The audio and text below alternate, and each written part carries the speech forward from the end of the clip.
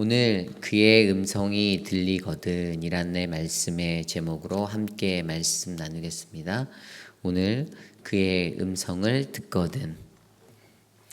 하나님의 음성을 듣는 것, 이것은 모든 믿는 이들이 원하는 모습입니다. 저도 그렇고 아마 여러분들도 그렇고 하나님의 음성을 듣기 원하실 겁니다.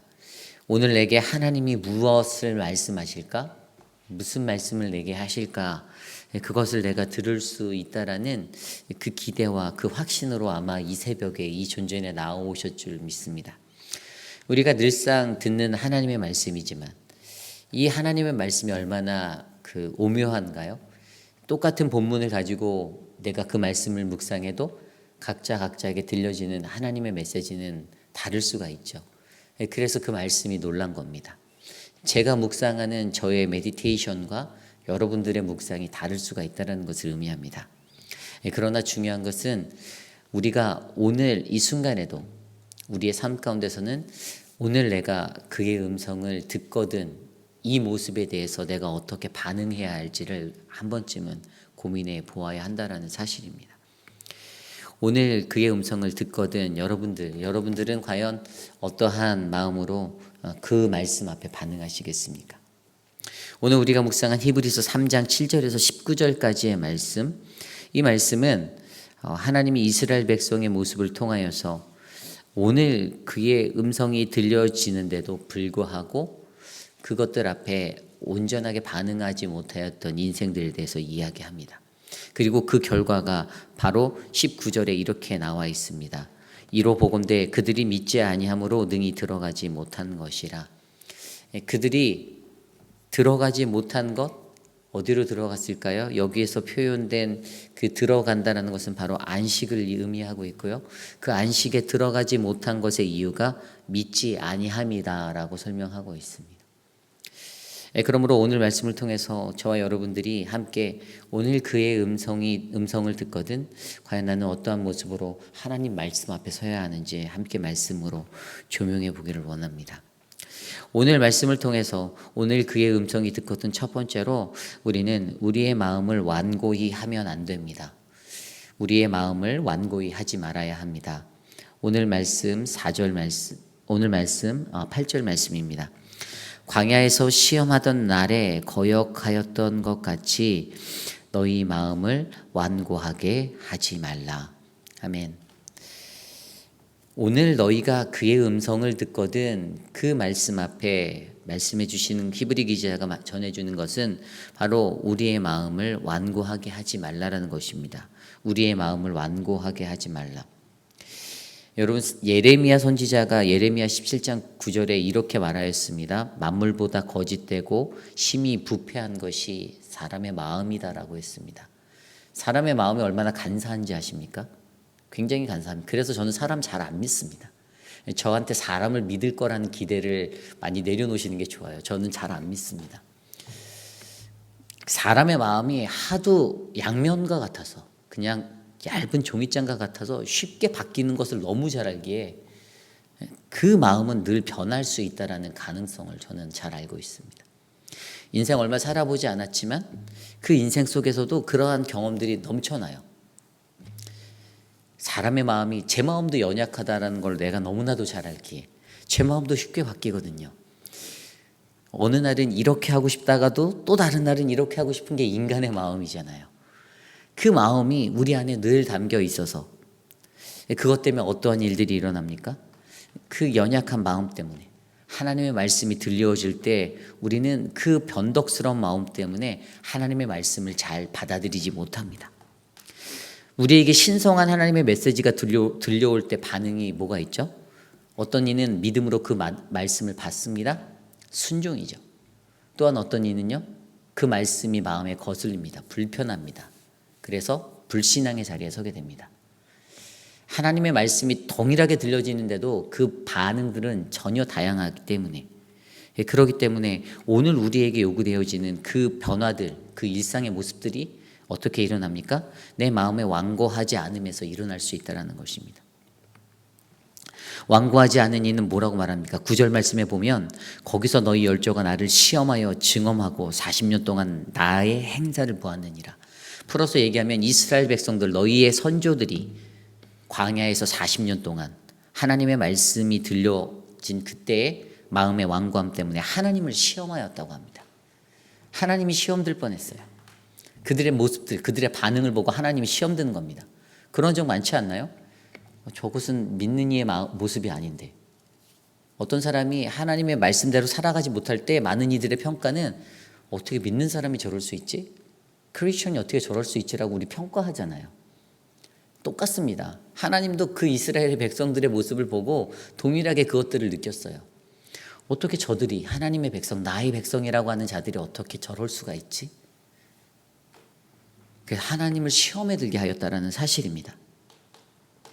그리고 이것 때문에 하나님께서 어떻게 해야 됩니까? 15절 말씀에도 가보면요, 성경에 일렀을 때 오늘 너희가 그의 음성을 듣거든 경노하시게 하던 것 같이, 하나님의 말씀이 들려졌는데 하나님께서 경노하였습니다. 하나님께서 노를 내신 거예요.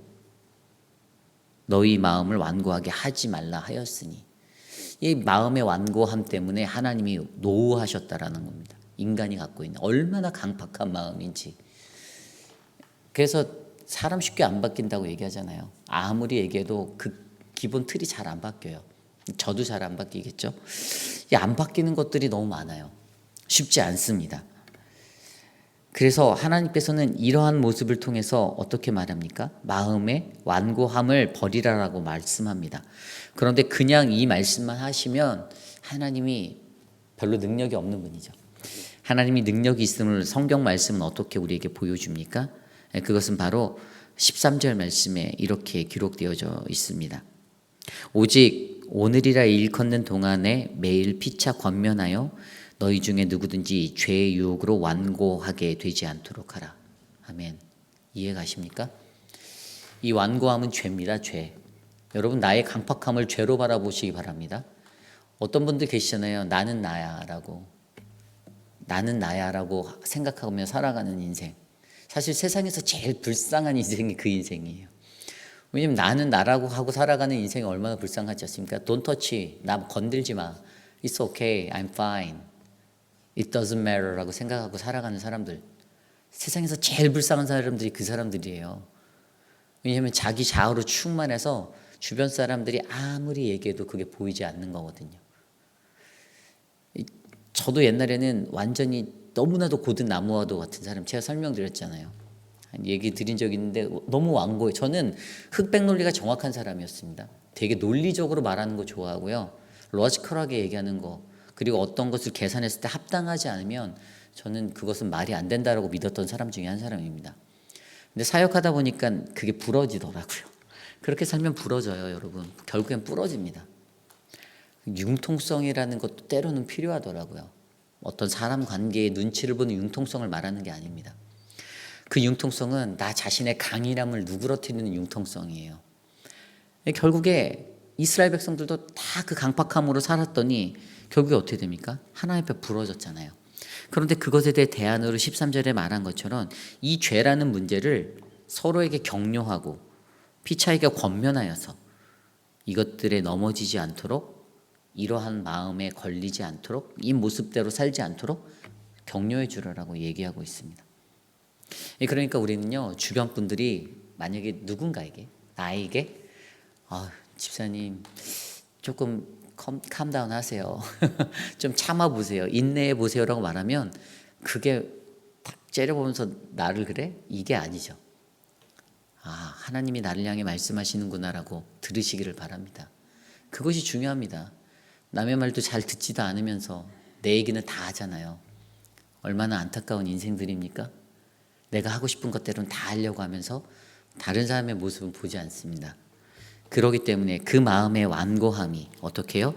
결국에 그 믿지 아니하는 모습 때문에 우리는 하나님의 영원한 안식에 들어갈 수 없다라는 사실입니다. 우리는 이것을 기억해야 합니다. 이스라엘 백성들이 가장 크게 잘못한 것이 무엇이었습니까? 오늘 히브리서 3장 본문에 계속 얘기하고 있던 이스라엘의 배경이요, 바로 가데스 바네아 사건이에요. 광야로 이스라엘을 출애굽해서 나왔잖아요, 모세가. 민수기에 나와 있는 말씀이죠. 민수기 14장인가? 근데 그 가데스 바네아에서 어떤 일들이 일어났습니까? 이제 목마르고 배고프고 하니까 이스라엘들이 컴플레인 하잖아요. 그리고 왜 우리를 이곳으로 이끌어서 너가 나를 죽게 만들었냐라고 원망하지 않습니까? 그 원망을 쏟아놓습니다. 그들이 가나안이란 땅의 그 약속의 땅, 사실 이스라엘 백성들에게 안식은 어디죠? 애굽 땅에서 노역하고 있던 자들의 삶 속에서 안식은 가나안입니다. 근데 그 가나안에 들어가야 되는데 그곳으로 나가는 발걸음 속에서 정탐꾼을 보내놨더니 그 정탐꾼들의 말이 너무 힘들다라는 것. 그리고 나서 그 현실 속에서 다 불평하고 하나님께 컴플레인합니다. 그리고 사람들을 빨리 세워서 돌아가자라고 얘기합니다. 하나님이 이 가네스 바네아의 이 거역, 이 불순종을 하나님이 가만히 보지 않으셨어요. 하나님이 그들에게 뭐라고 말씀했냐면 민수기 14장 11절에 이렇게 나와 있습니다. 여호와께서 모세에게 이르시되 이 백성이 어느 때까지 나를 멸시하겠느냐. 내가 그들 중에 많은 이적을 행하였으나 어느 때까지 나를 믿지 않겠느냐. 수도 없이 보여줬는데 왜 너희는 나를 믿지 않니? 하나님이 이것 때문에 화가 났어요. 그래서 하나님이 너무 화가 나서 전염병으로 다 쓸어버리겠다라고 그렇게 했어요. 그런데 모세가 중보기도하죠. 그래서 하나님이 봐주셨어요. 하나님이 살려주셨어요. 그들에게 있었던 그 완고함, 오히려 그러한 가나안의 정탐을 하고 돌아와서 말했을 때 거기 너무나도 재밌는 게 그 상황 속에서 이스라엘 온 회중이 밤새 울고 통곡하였다라고 성경이 기록하고 있어요. 이게 기뻐서 통곡했나? 그렇게 쳐다봤는데 그 말씀의 내용이 아니었잖아요. 돌아가자. 도대체 나를 여기서 죽게 만드는 너는 무엇이냐? 그 원망 때문에 그들이 밤새 통곡하고 울었습니다. 너무나도 당황스러운 인생들이 이스라엘의 삶이었죠. 그런데 그들 앞에서 모세와 아론은 여전히 엎드렸습니다. 성경의 기록에 모세와 아론이 엎드렸다라고 기록했고요. 여호수아와 갈렙은 담대하게 여호와는 우리와 함께 하시니까 우리는 두려워하지 말자라고 그들 앞에 선포하였어요.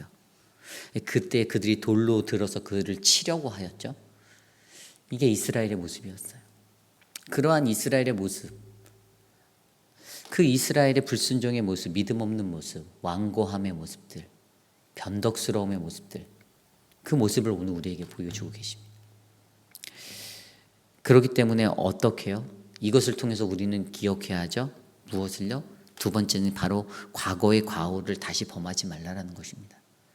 이스라엘이 이 과오를 범했잖아요. 민수기 14장에 나와 있는 가데스 바네아의 사건을 통해서 하나님이 오늘 말씀 속에서 회상시켜주는 두 번째가 바로 너희가 했던 그 과오를 다시는 범하지 말아라라는 의미잖아요. 인간이 자꾸만 자신의 과오를 범하거든요.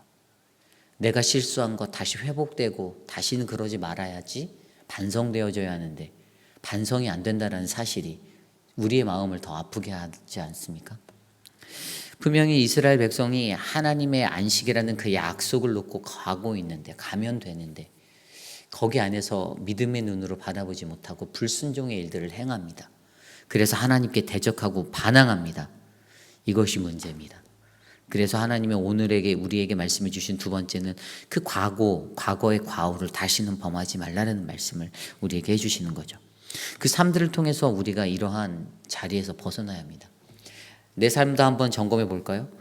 우리가 하나님의 음성이 오늘 들려줄 때 그 음성을 들을 때 우리가 확신하지 못하고 불확신하는 것은 나의 과오에 매일 때 또 그렇게 넘어질 수가 있습니다. 내 과오에 다시 한번 내 발목이 붙잡힐 때, 나의 습성이 다시 살아날 때, 내 숨어있는 나의 기질이 다시 훅훅하고 치고 올라올 때, 그렇기 때문에 우리는 하나님의 말씀을 더욱더 의지하며 살아가야 하는 존재가 되어야 하는 것입니다. 그렇습니다. 오늘 말씀을 통해서 우리에게 말씀해 주시는 것, 오늘 그의 음성을 듣거든 과연 우리는 어떠한 모습으로 하나님의 말씀을 듣겠습니까? 첫 번째는 바로 마음의 완고함을 버려야 하는 것, 두 번째는 나의 과거의 과오를 다시 범하지 말아야 합니다. 이것이 필요하죠. 그리고 마지막으로 세 번째, 그것은 미혹되지 말아야 한다라는 이야기도 같이 해주고 있습니다. 미혹되지 말아라. 10절 말씀에 나와 있습니다. 그러므로 내가 이 세대에게 노하여 이르기를 그들이 항상 마음에 미혹되어 내 길을 알지 못하는도다 하였고, 하나님께서는 우리에게 그분에 관한 그 모든 것들을 알려주시죠. 근데 문제는 항상 인간입니다. 하나님께서 어떠한 길로 가야 하는지, 어떠한 인생을 살아야 하는지 하나님의 뜻과 그분의 의도를 다 알려주시는데 자꾸만 인간은 자신의 생각대로 하나님의 보여주신 길이 아닌 나의 길로 내가 선택해서 나간다라는 것이 문제입니다. 근데 거기에 근원이 바로 미혹됨이다라고 나와 있어요. 그 미혹됨 때문에 하나님에 대해서, 그 길에 대해서 알지 못한다라고 설명하고 있습니다. 이미 하나님은 다 보여주셨죠. 다 알려주셨습니다. 그런데 우리에게 틈타드는 그 미혹이 문제입니다. 이 미혹되는 것이 주의 길을 바로 알지 못하게 하는 그 마음, 결국에 이 모습으로 12절에 어떤 일들이 일어나는 줄 아십니까? 믿지 아니하는 악한 마음을 품게 된다라고 기록되어져 있습니다. 결국에 이것을 통해서 어떻게 될까요? 하나님께서 떨어진다. 하나님을 배교하는 것, 하나님을 버리는 인생이 된다라고 설명하고 있습니다. 배교자의 삶을 살게 되는 것이죠. 히브리서의 배경이 그 1세기 초대교회라고 말하잖아요. 그 시대 때는 배교자들이 일어났습니다. 하나님의 말씀 제대로 알지 못해서도 그렇고 이 미혹의 영이 그들을 삼켜서도 그렇습니다. 그때 영지주의라는 것들이 얼마나 판을 쳤는지 아시죠? 그노시스라고 말하는 그들의 삶에 그러한 철학과 모든 것들이 덮쳐지니까 하나님의 말씀이 해이해지는 겁니다. 그리고 세상의 원리와 세상의 논리적인 것들을 가지고 세상적인 지식으로 하나님 말씀을 접하려고 하니 그들의 깨우침에는 늘 한계가 있었습니다. 그것 때문에 배교하는 배교자들이 일어나게 되기도 하였습니다.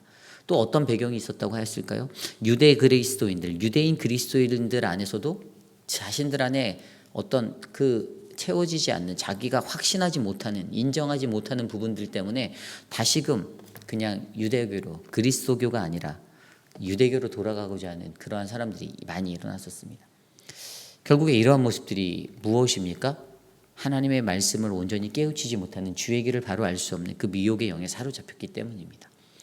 우리도 신앙생활할 때요, 미혹의 영에 사로잡히면 어떻게 됩니까? 그러면 우리도 엉뚱한 모습으로 엉뚱하게 살아갈 때 많습니다. 한쪽으로 쏠린 사람들, 신앙적인 밸런스가 저는 중요하다라고 굉장히 많이 보거든요. 저는 신앙생활을 하는 것에 있어서 어느 한쪽으로 깊게 치우치는 것을 별로 좋아하지 않습니다. 신앙적인 부분에서는 정확하게 균형이 맞아야 된다라고 보는 사람 중에 한 사람입니다. 그런데 신학적으로 한쪽에 너무 치우쳐져서 간 때 어떤 일들이 일어날까요? 그러면 그것을 맹신하게 되죠. 그리고 그게 절대 진리라고 바라볼 때가 많습니다. 그래서 반드시 그것으로만 해야 된다라고 고집하는 신앙인들을 만날 때가 있습니다. 그런데 그렇게 신앙생활하는 분들은 많은 분들 안에서 오히려 거부감을 주고 불편함을 줄 때가 많이 있죠.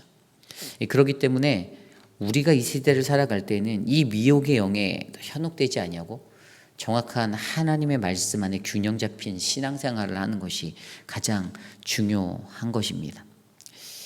여기서 미혹되다는 헬라 단어가 플라노타이라는 단어입니다. 방황하다, 속다, 잘못되다. 이것은 우리가 잘못된 길을 걷고 있는 그 상태를 이야기해 주는 겁니다. 이스라엘이 하나님의 말씀 앞에 섰음에도 불구하고 그들은 잘못된 길을 걸었던 것들을 보여주고 시사하여 주고 있습니다. 고로 우리는 하나님께서 말씀해 주시는 그 길을 분명하게 듣고 그 길을 하나님의 말씀에 의지하여 걸어 나아갈 때 어긋난 선택이 아닌 바른 선택으로, 잘못된 길이 아닌 바른 정도의 길을 걸어갈 때 우리는 그의 음성을 선명하게 들을 수가 있습니다. 이것이 오늘 말씀의 이야기입니다. 오늘 그의 음성을 듣거든. 오늘 히브리 기자는 마음을 완고히 하지 말고 미혹되지도 말며 과거의 과오를 다시 범하지 말라라고 우리에게 말씀하여 주십니다. 과연 오늘 여러분들께 하나님의 말씀이 들리거든, 여러분 하나님의 말씀을 듣거든, 과연 그의 음성이 들렸을 때 여러분은 어떠한 삶의 모습으로 그 말씀을 들으시겠습니까? 그것 또한 여러분들의 몫입니다. 제 몫이 아닙니다. 저는 하나님의 말씀을 그냥 대언해서 전할 뿐이지 그것에 대한 결과의 행위의 결과는 다 여러분들 각자의 몫입니다. 하루 동안 하나님이 내게 어떤 말씀을 하시는지, 이 말씀 안에서 내 삶이 오늘 하루 어떻게 인도되어지기를 원하시는지 끝까지 간구하시기를 간절히 바랍니다. 그리고 그 삶이 마음을 완고히 하지 않는 것, 미혹되지 않는 것, 과거의 과오를 범하지 않는 삶으로 이루어져서 여러분들이 온전히 하나님 앞에 그 음성 잘 듣고 행할 수 있는 믿음의 인생들 되시기를 간절히 소망합니다. 오늘 주신 말씀을 놓고 함께 기도하기 원합니다. 우리가 이 땅에 사는 동안 하나님의 음성을 잘 듣는 사람들이 됐으면 좋겠습니다. 하나님의 음성을 잘 듣는 확실한 방법이 오늘 말씀에 뭐라고 기록됐었냐면 확신한 것을 끝까지 견고히 잡으라라고 14절에 말씀해 주셨죠. 확신한 것을 끝까지 견고히 잡으라. 그리스도와 함께 할 수 있는 방법, 그리스도의 삶에 참여하는 방법이다라고 14절이 설명합니다. 과연 이 삶이 일어나기 위해서 나는 나의 완고한 마음을 얼마나 꺾을 수 있는 그 담대함과 용기가 있는지, 내가 미혹의 영에 시달리지 않는 그 유혹되지 않는 그 담대함이 얼마나 내게 있는지, 내가 실수했던 과오, 그 과거의 과오들을 다시 범할 수 없는 않겠다라는 그 용기가 얼마나 있는지 하나님 우리에게 묻습니다. 그 마음으로 오늘 그분의 음성을 듣는 우리 모두가 될 수 있도록 기도하기 원합니다.